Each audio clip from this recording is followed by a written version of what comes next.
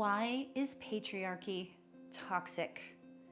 First of all, we need to look at what is toxic. What does it mean to be toxic?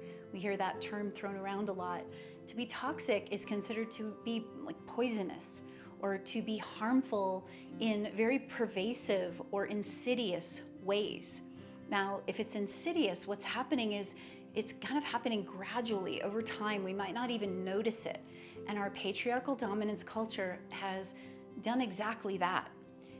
Welcome to the channel. I'm Kim Marie. Today's video, we're going to be talking about what makes patriarchy toxic, what are the factors that make it toxic, and just take a look at understanding that so that we can have awareness. This channel is all about bringing greater awareness so that we as women can feel more empowered and nurtured and connected to the life we really long to live, our full potential, okay? So we need to recognize, first and foremost, what is toxic about our patriarchal dominance culture, okay? The first thing, patriarchal dominance culture is all about dominance and control. We have this top-down hierarchy where it is all perpetuating competition. It ends up being what's often known as cutthroat. You know, I'm gonna do whatever it takes to get to the top. We do wanna have a tenacious, perseverant attitude of being committed, doing what it takes, right? But we don't wanna be doing it at the expense of others, at the control of others, at the dominating of others. So that is an aspect of toxicity. If toxicity is about being poisonous or very harmful in various ways, that concept of dominance and control is harmful. We see that even with nature. Human beings in our patriarchal dominance culture have constantly tried to control nature.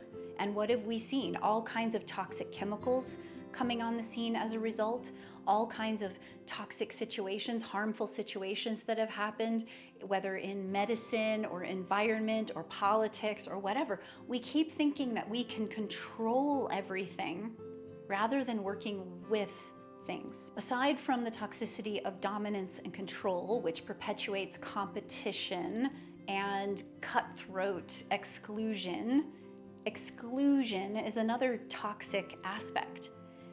The patriarchal dominance culture is excluding women. It is excluding the feminine.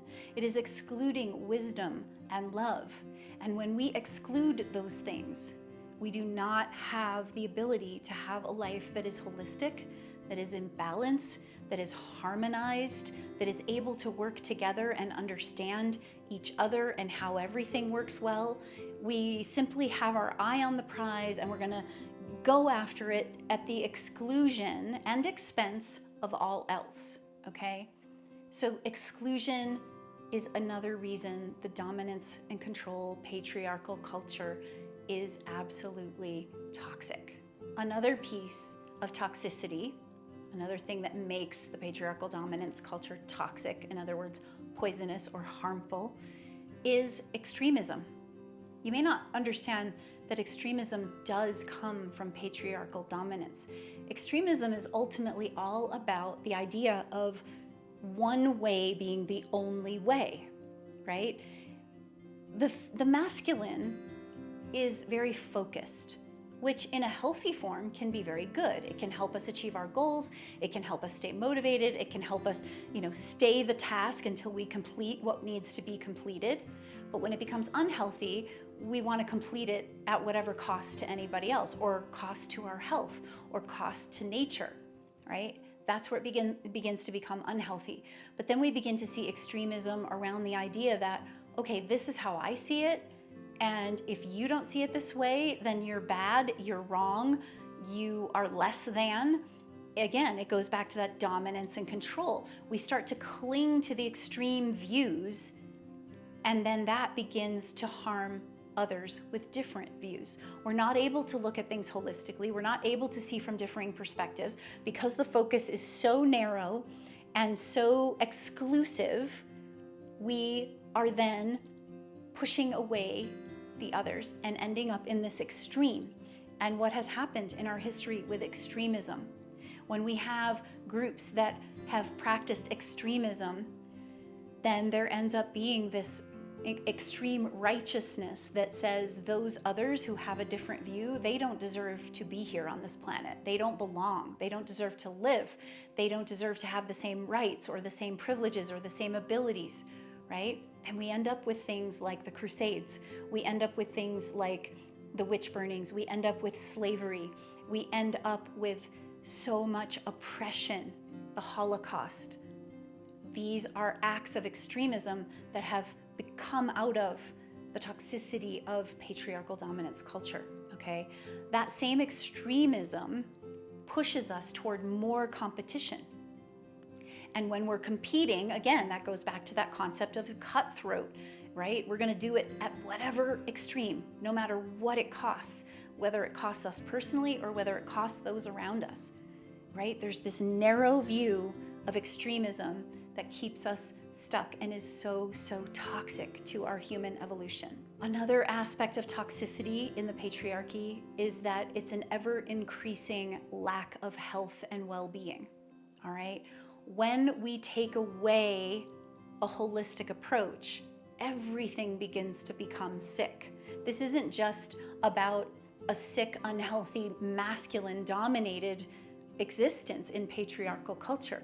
This is about also ending up causing illness, sickness, extremism, etc., unwellness in the feminine, all right? It's all connected. It's always all connected. We don't want to go to extreme feminism either. That's not what this is about, right? If you've been watching my channel for a while, you'll know that I am all about finding the balance. I am not at all about the extreme hardcore feminism or the loosey-goosey, goddessy kind of stuff that goes on. I really want us to find our true feminine nature, to allow for the rising feminine to come and balance the unhealthy masculine and bring health and wellness to both sides so that we can integrate that. When we have the patriarchal dominance culture that is all about dominance and control, extremism, exclusion, etc., we end up unhealthy in so many areas. So again, if toxicity is about causing harm, bringing harm to something, being insidiously poisonous, so to speak, right? Then we can see that. We can see how unhealthy we are literally, physically, in our bodies, how unhealthy the soil is and the earth, how unhealthy the planet is, but also how unhealthy our systems are in terms of the way our education is all around this dominance, control, competition, test scores, etc., right? We see it in our politics and the way things get manipulated and things end up happening that are all around this cutthroat approach or manipulation approach or coming out of a lack of wellness, right?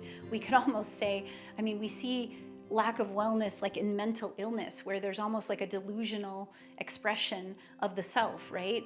And of course it's not the true self, but this idea that when we have all of this going on, this toxicity, we're not even thinking clearly, we're not behaving clearly, we don't even know what our emotions are, we don't even know who we are, and it's all becoming so jumbled.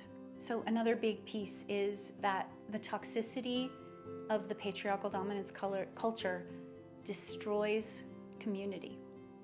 That is one of the toxic elements, all right? One of the things we've seen many times is communities coming together in massive trauma, massive, acts of nature, big storms, big destructive things like earthquakes and hurricanes and whatnot. The communities will come together and everyone will help each other out until we have our patriarchal dominance culture organizations like FEMA and whatnot coming in to save the day.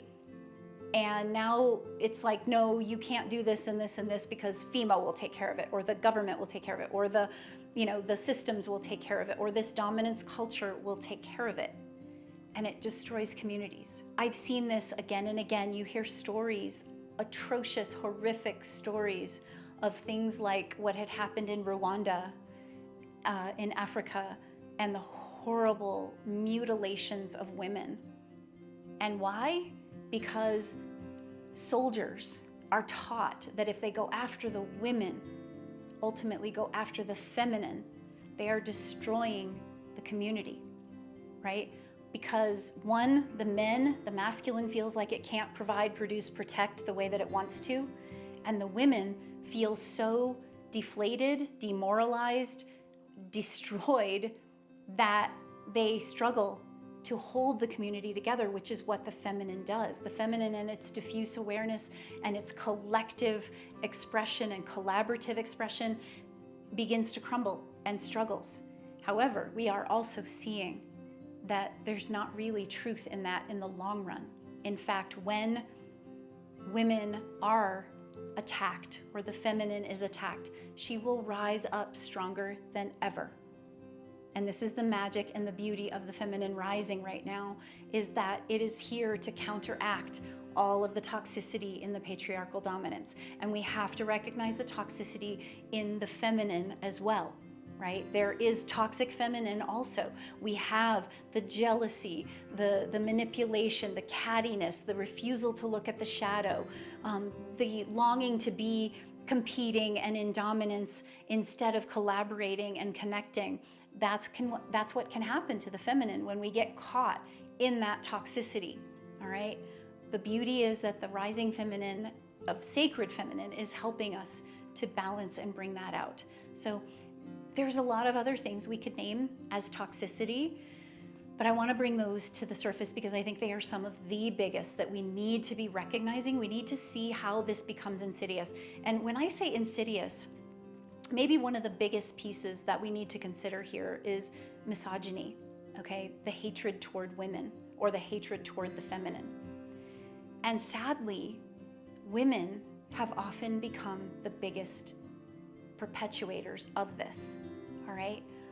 I have seen it happen again and again where women, instead of holding within their own power and empowerment, will defer to men to kind of give away their power.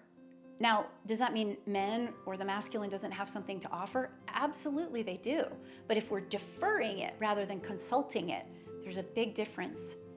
And there also can be an attitude of if two people are having this, offering, like maybe there's two speakers and one is a woman and one is a man, many women will listen to the men because it's what we've been trained to do. It's what we've been programmed to do, and we don't even realize it.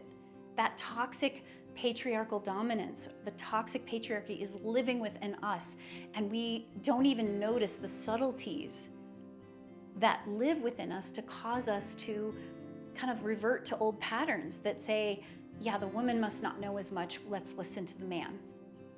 All right, that's a subtle way in which this can happen. We need to start noticing these things within ourselves. Where are we being toxic? Where are we being extremist or exclusive or dominating and controlling? Where are we competing when we should be collaborating? These are the ways in which we perpetuate it ourselves. We end up going against our own feminine nature, right? We keep buying into this patriarchal dominant story, and that is why the toxicity becomes so insidious.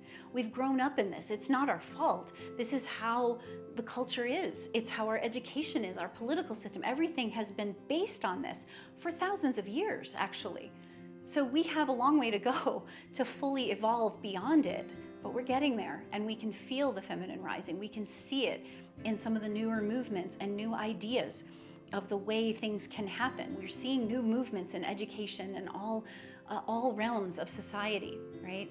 So we need to look at ourselves and see, where are we perpetuating these very things? Maybe we ourselves are bringing forth some of that misogyny, and we ourselves are not trusting other women, largely because we're probably not trusting ourselves. But that's a video for another time. In the meantime, be sure to subscribe, share in the comments your thoughts about what you see as toxic in patriarchy and how you think we might move beyond it.